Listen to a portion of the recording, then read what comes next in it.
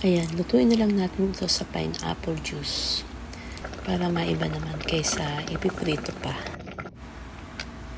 Ayan, meron tayong Fiesta ham. So, kaysa iprito ko, naisip ko na lutuin ko na lang sa may pineapple juice. Ayan, para hindi na siya ipiprito pa. Kasi diba pag piniprito pa, madikit sa kawali. Tapos, pag madaling masunog. Tapos, ayun, para less oil na din.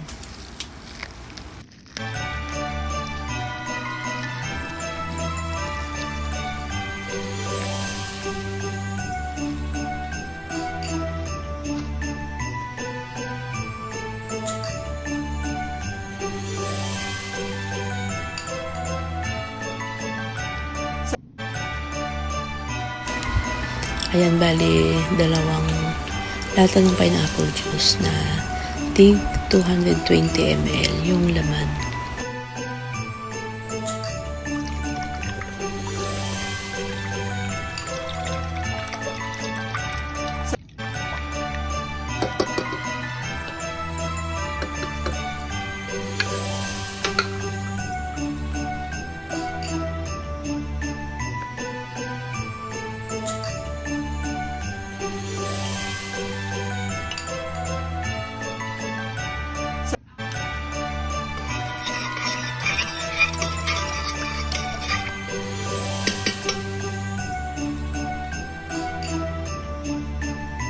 At ayan, ilalagay na natin yung ating ham.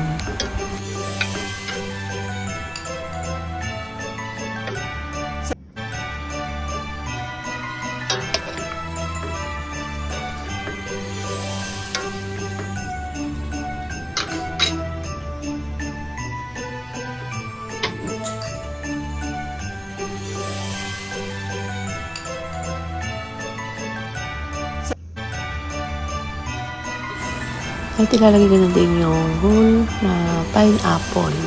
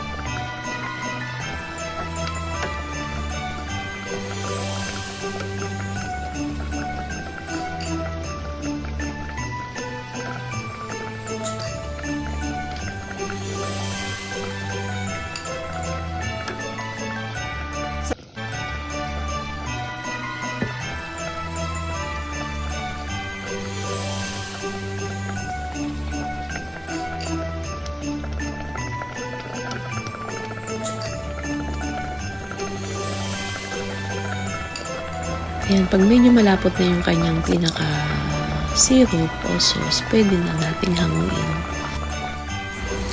Ayan, pwede na po nating iserve yung ating ham. Bali, mas marami akong nailagay na juice. Gusto kasi namin ay, yun nga, medyo may sauce. O kahit na medyo maparami yung sauce niya. At iwas na sa oil. Hindi na tayo naglagay ng oil dito.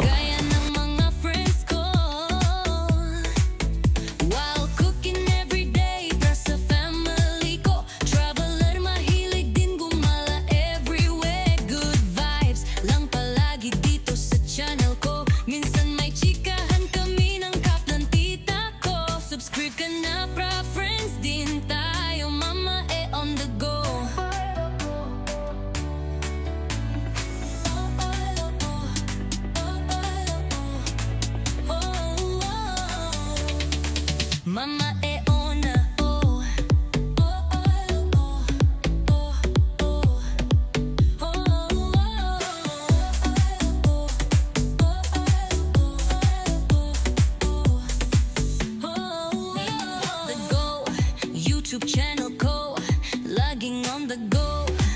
Oh, ang mama edit nyo, plant love, kagaya ng mga friends ko. While cooking every day. Ayan, pwede na po itong kainin. Ito ay pang occasion lang naman. At saka kaysa iprito, kaya mas okay na yung ganitong luto. Kahit na may sugar.